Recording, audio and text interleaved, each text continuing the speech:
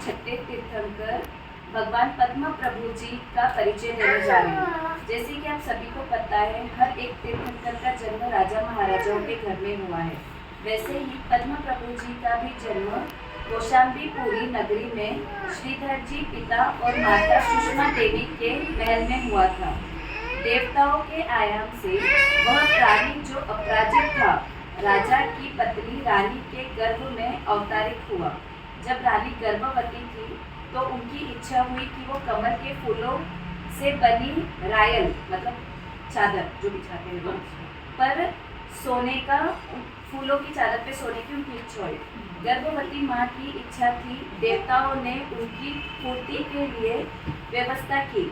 कार्तिक मास की कृष्ण पक्ष की द्वितीय तिथि को रानी ने एक पुत्र को जन्म दिया।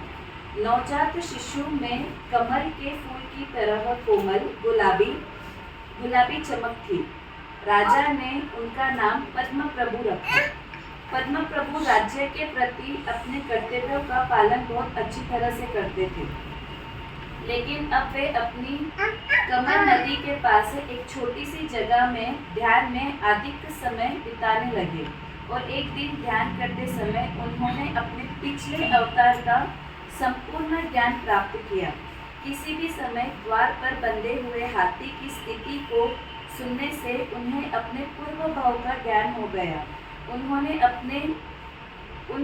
उन कारणों को देखा कि क्यों उन्हें स्वर्ग से पृथ्वी पर आना पड़ा, और फिर उन्होंने दीक्षा लेना और उस मार्ग पर चलने का फैसला किया जिसके लिए उन्होंने जन्म लिया था। अगली सुबह वह एक पेड़ के नीचे खड़े हो गए। उन्होंने अपनी सारी सांसारिक चीजों को त्याग दिया। 5 मुट्ठी में अपने बालों को हटा दिया, मतलब 5 मुट्ठी में उन्होंने अपना लोच किया था। नमो सीताराम का जाप किया। वह उस रास्ते